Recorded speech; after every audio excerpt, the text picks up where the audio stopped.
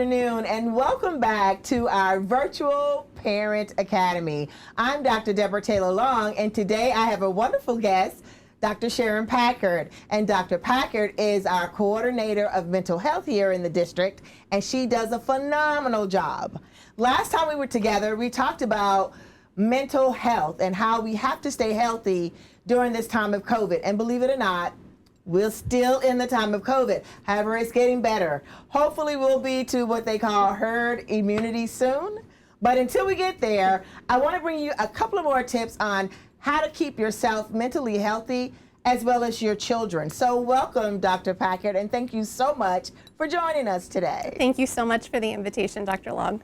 Good, good. So today we're talking about parental self-care and youth wellness. Yes. And you're an expert on that. So what would you like to share first? So first, I think it's probably just a good idea to orient everybody to what self-care is. Okay. So self-care can mean a lot of different things to a lot of different people. But at the very most basic part of self-care is just literally feeding yourself, nourishing yourself, getting enough sleep, exercise, taking time to have some water throughout the day. Yeah, really. Yeah, but it can also mean other things too. Okay. So we think about kind of 5 key areas. So we talk about the physical self-care. So those are the things that I talked about. Like that's the base, right? Like if you're doing that, that's kind of Maslow's hierarchy. Like we're at the base, and that's going to allow us to do some more. Absolutely. But we need other things too. So things like social self-care. Are we making time for ourselves to be able to connect with people who uplift us, right? Who bring us joy. Yes. Those could be our friends, it could be our family. Spiritual self-care, that's another area. So meditation, prayer, whatever spirituality you adhere to, making time for that. It could be mindfulness, meditation, whatever you'd like. Okay. We talk about something called sensory self-care. Okay. And folks don't generally think about this in terms of being sensory, but it is. So oftentimes you'll hear people say, I get stressed and I listen to music. Well, that's sensory self-care, right? It could be, you have a question. So when we talk about sensory, we're talking about like touch, feel, taste, all of those different things. So if you like to get a dealing massage, with the senses. Yep, that could be sensory self-care, human touch. Okay. It could be if you like feeling sand under your feet or the sun on your face. Ooh. All of those sound really good, right? A little massage when you get your hair done. Absolutely. Emotional and mental self-care is another area that we want to focus on. And that's really those things that help us to just get grounded and in tune with ourselves. We talk about self-awareness. I know last time when you had Mrs. Dowdell on, you guys talked about social emotional learning. Yes. And so self-awareness is one of those competencies. And so do I recognize the signs of when I'm getting stressed? Do I know how my body feels when I'm getting stressed? Do I know how to de-stress, right? Right. So that could be writing things down, journaling. It could be talking to a counselor. It could be joining a group, whatever that looks like for you, setting healthy boundaries. Okay, so that's good for adults. What about for children? All of those same things apply. Wonderful. And what we Wonderful. really want to stress with parents and with adults is modeling for children. Absolutely. So healthy parents equals healthy children. Absolutely. And that's a great thing. So one of the things that our audience will have access to once we're done and it's uploaded is the self-care assessment. Yes. Can you tell us a little bit about that? Sure. So sometimes folks maybe need to do a little bit of a self-assessment to see how they're doing with regard to self-care. Okay. So we may say, oh, I'm doing great, but then when I look at these questions, it's like, maybe there are some things I'd like to work on. So this self-care assessment is going to walk them through those 5 areas. Okay. So how are you doing with regard to, again, at the most basic level, taking time for yourself, making sure that you're showered, that you're eating regularly. I hope so. I hope so too, right? But you have to know people in the district who skip meals, right? They're just working. Yes. And next thing they know, it's 3 or 4 o'clock and they haven't had lunch. I do that sometimes. I can afford to, but really not. No. So yeah. Because that nourishment helps your cognition, it helps your mood, all of those things. So that will give folks some time to do that self-reflection and become a little bit more self-aware like we were talking about. Okay. And it will also help them to set some goals. So once you do the assessment, that next part is really thinking about what is your self-care plan going to look like. And so the assessment will help to walk them through that. Okay. And so when we self-assess, that also helps us to understand maybe the stresses that we may have. And I know in our PowerPoint, you talk about 3 different types of stressors. Absolutely. Can you elaborate a little bit on that for us? Sure. So sometimes we think of stress and we always kind of go to the negative, but it's important to think about sometimes really good things that are happening to us can be stressful too. So I know you just had one of your young ones go to college, right? Yes, yes. Really positive thing, right? Yep. But was it stressful? Absolutely. Every day, it still is, and this is year 2, and it's still stressful. Just Absolutely. worrying about what's happening. Is he safe? Is he eating? Is he doing what he's supposed to? Is he being nice to people? Yeah, that is stressful. That is Stressful for you, stressful for him too, right? Right. He might not express it, but we know leaving home for the first time is stressful. So it's normal, it's healthy development, having a baby, getting married, buying your first house, graduating from high school, all of these things, good things, but are stressful. We often have tolerable stress. So positive stress, it's usually, short term. Sometimes it might be a little bit more prolonged, as you were saying, but it's still good. Right. Tolerable stress, a death, a divorce, it's something that folks generally do tend to go through. Right. But you have some symptoms, right? So mental, emotional, physical. Yeah. You may feel fatigued. You may feel that tightness, that pressure in the head. You may, find yourself not wanting to do things that you normally did before, but it tends to pass. And then we have something called prolonged stress, right? So toxic stress. Sort of like this COVID. COVID is toxic stress. Yes, it is. Absolutely. It is. It literally is. And toxic stress, as I said, is prolonged. So it's not kind of this normal part of our experience, our human experience. Toxic stress is that stress which, is abuse, it's the adversity, it's the natural disasters, it's those things that our body just kind of goes, oh my gosh, I don't know how to cope with this. And so what we actually see is that can affect your brain, believe it or not. So it can affect the structure of the brain, it can affect neurotransmitters, and this is where when we sit with toxic stress too long, we actually can start to see people saying, and we hear this with COVID, right? Like this brain fog, right? Like people are like, I'm slowed, I'm not thinking the same way, my memory's impaired. And not just folks who have had COVID, but people just, again, sitting with this toxic stress for this year that we've all been in. Right. And so when we think about that and we apply it to education and what is happening with our children in the classrooms and those experiences, they're adverse trauma, more or less, that they're experiencing. So at home, when they may not really want to do homework or participate in some activities, it could be due to some of the things that you just talked about, right? Absolutely, because the other thing that we have to keep in mind is we're seeing this layering effect, right? So we've got our positive stressors that most of us kind of deal with, then we have those tolerable stressors that come and go periodically. Right. And so some folks have had losses, right? They've had divorces, they've had other issues, and then compounding that is this toxic stress associated with COVID. So what folks maybe used to probably be able to get through right now, for someone who's pretty resilient, they may be even saying, I'm just not sure how to cope with this right now. And unfortunately, that's totally normal. So if adults are feeling that way, we can only imagine that children certainly are too. And we're certainly seeing research and literature coming out that are telling us that our adolescents are asking for help and support from mental health professionals at rates that exceed, any time period before. We're seeing little ones acting out, as you're referencing, and so we really want to be, again, models for our kids on what can we do, what do we have control over, because we can't control COVID, but we can control some things in our lives, and so being able to identify those things are critical right now. Okay, and so that's a great segue to, those are some of the antecedents that lead to that. So what are some ways, some strategies, or some things that we can do to begin this self-help? Absolutely. So that we can heal, because it's not going to happen overnight. We know that, but we do want to heal throughout this process. But more than that, we want our students to get to a place where they're just healthy, totally again, whole child healthy. Absolutely. So that they can do their very best in school and in the activities in which they partake. You got it.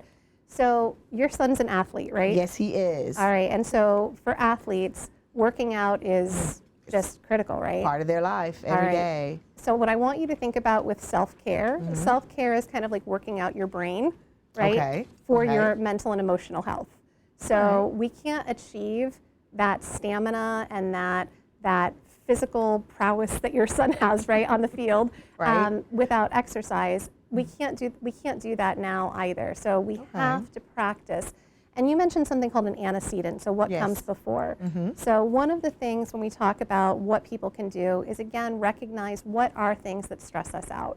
So do you get a little, we call it crungry, or right, it's a little cranky when you're hungry? Yeah, hungry or whatever they call it. Whatever they call it. There's some term for that. So identifying those triggers, those antecedents to say, okay, I know when this happens, that makes me a little cranky, a little less able to tolerate whatever might be happening. I'm not able to manage myself or my emotions as well. So what can I do from a prevention standpoint first? One of the other major things that we talk about with adults and with kids is taking what we call a mindful moment. And so one of our mental health specialists in the district came up with a great acronym that she uses in therapy called STOP. Stop. Yeah, so stop. That makes you be mindful. Stop. You know, get to that red light. Stop. Okay. So the S stands for stand up and breathe. So literally, yes, you're doing it. I love that. Taking that deep breath. Yes. And exhaling it out. And exhaling. Periodically throughout the day, it's important to do that. We spend so much of our days seated. So being able to even set a timer, we've talked with teachers about, you know, building it in, right? Building brain breaks into their agendas. Yes, and I've seen that in the classrooms as we go through and we're doing walkthroughs, and I think it's great. The kids really like it. Kids love it. And they love to know that that's coming. So for adults, again, model it, make that part of your routine, then make it part of the little ones' routines as well. Okay. The next is tune into your body. So we talk about doing a body scan. So even if you were, as you're seated right here, right now, I would say kind of start with your toes and work your way up and just kind of notice what you're feeling. Are you feeling any tension in your calves, in your thighs, in your abdomen, your chest, your shoulders? Never thought about that. Yeah, I can crack it out though. You can try things to like pretend you're squeezing a lemon, right? So squeeze and release. And then notice the difference between the tension when you're squeezing and the relaxation when you let it go. So little tricks like that, same thing. Bring up your shoulders and let them down. And it's like, oh, wow, I didn't know I had all this tension back there. Yeah, that stress. Oh, so gosh. That helps you to just gain awareness of what's happening with your body. Okay. The next is observe. So once we have identified what's happening for us, it's kind of just looking around and finding something beautiful to look at. So for example, I'm looking at these beautiful succulents on our table here, right? Those are gorgeous. They are. And it's nice to have that awareness of that there is beauty around us, right? There is something good happening. I'm looking at you and enjoying your company, right? Thank you. And yours. Thank you. Nice. I like that. And then the P stands for possibility. So in this, you know, it could be as short as a 30-second, 60-second activity. Okay. Think about what is possible, right? So rather than thinking about all the things on my list that I'm not going to get to, let's chunk it out and think about what can I do. So before I end the day today, before I leave my job, what needs to get done that I can do? When I look forward to going home, what can I do with my kid? Will we take a walk? Will we play a game? Are we going to play with Legos? Are we going to watch a movie together? What's coming next? And so now that it's daylight savings time, there's more daylight, so you can get outside where it's really healthy and breathe in some fresh air with your children, possibly play a game, hopscotch. I don't know that they do that anymore. That's what we used to do when I was young. So I'm probably dating myself, but it's okay because it's exciting to do that. And as we talk about that, one thing that I do want to bring up, this is like my informational break. Every year during the summer, we have what we call Step Into Kindergarten. And Step Into Kindergarten is a free program for those children that will be going into kindergarten in the next school year. And it is this year from June 7th through July 2nd, which is a great time. It's half-day parents. It gives you an opportunity to ensure that your child is going to be in a safe place, learning some great things to get ready to start school. And also it gives you that opportunity to get that break from them just for a little while, because sometimes we do need some adult time to just make sure that we're centered and focused and we can have those mindful moments and just stop and take care of ourselves. So wanted to throw that in because I didn't want to forget it, because I didn't want the Title I department to not hear me say that. So Title I, woohoo, got it in, step into kindergarten, don't forget about that. Getting back to our stress help, self-help, centering that. One of the professors that's also included in the PowerPoint that we'll be sharing, or researchers, I should say, it's Sarah Lazar from Harvard, and her studies are about mindfulness meditation. Okay. So she has a really cool TED Talk that I linked for everyone if they're great. interested in watching it. But she was a runner and still is, and she injured herself. And like most folks who are runners who can't exercise, they start to look for other things to do. Yes. And so she found yoga, and she kind of went in half-hearted and became a believer very quickly, because she noticed that not only was it providing what she needed for her body, but it was actually helping to calm her mind. And so she was personally experiencing some of the benefits that you read about when you read about people who practice yoga. And so she's a scientist, and she started to study the actual effects of meditation. And so what she did was she brought in people who were meditators and weren't, and she scanned their brains. So she used fMRIs to look at activation patterns. Scanned their brains. Literally scanned their brains. Interesting. And sure enough, between our meditators and non-meditators, she saw that there were actually differences in the gray matter in their prefrontal cortex. And why that matters is that that gray matter in the prefrontal cortex, that impacts your working memory.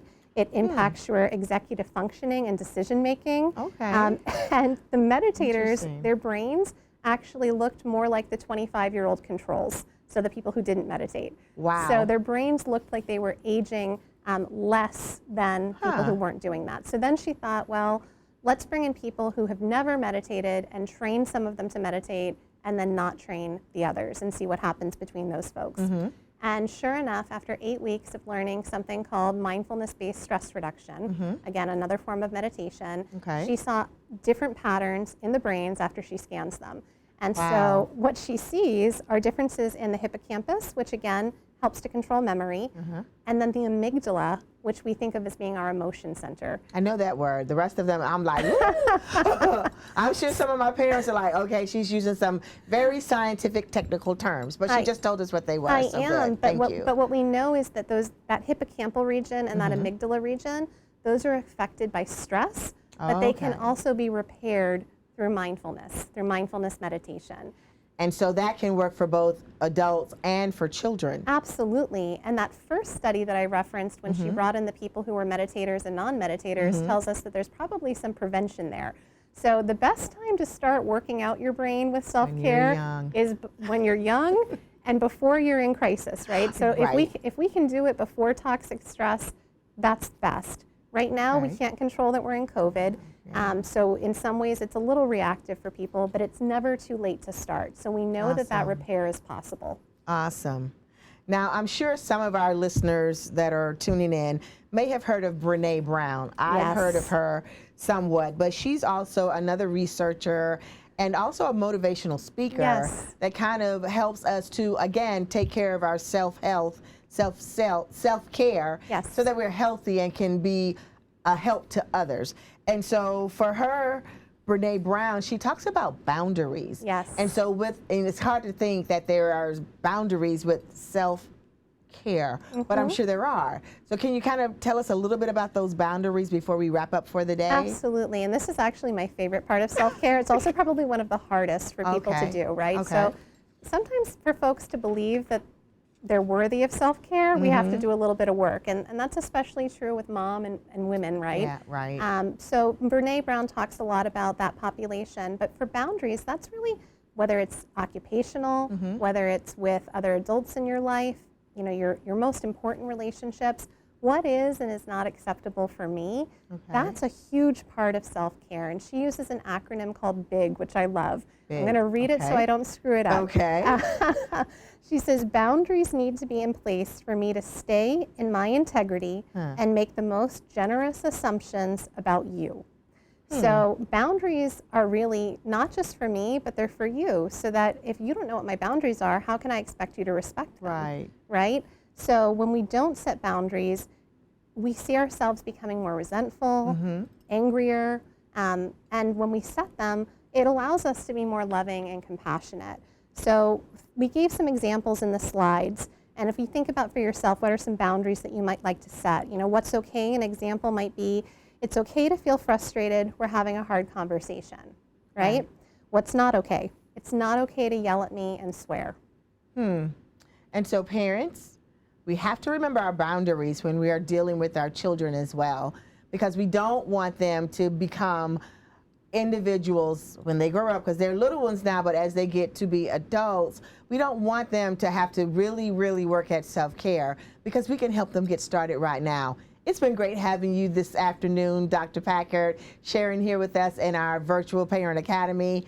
I know that I said I'd be back. I came back, and I'll be back again. But before we go, I just want to let you know that if you have any questions about self-care, or if you just think you need a little self-care yourself, Dr. Packard has a phone number that she's going to share with us that you can call. Absolutely. So you can reach us at 772-564-6199, or you can visit indianriverschools.org, go to departments and search mental health services, and we have someone answering that line Monday through Friday from 8 to 5. All right, you heard it right here on the Virtual Parent Academy. Thanks for tuning in, and we'll see you next time. Bye.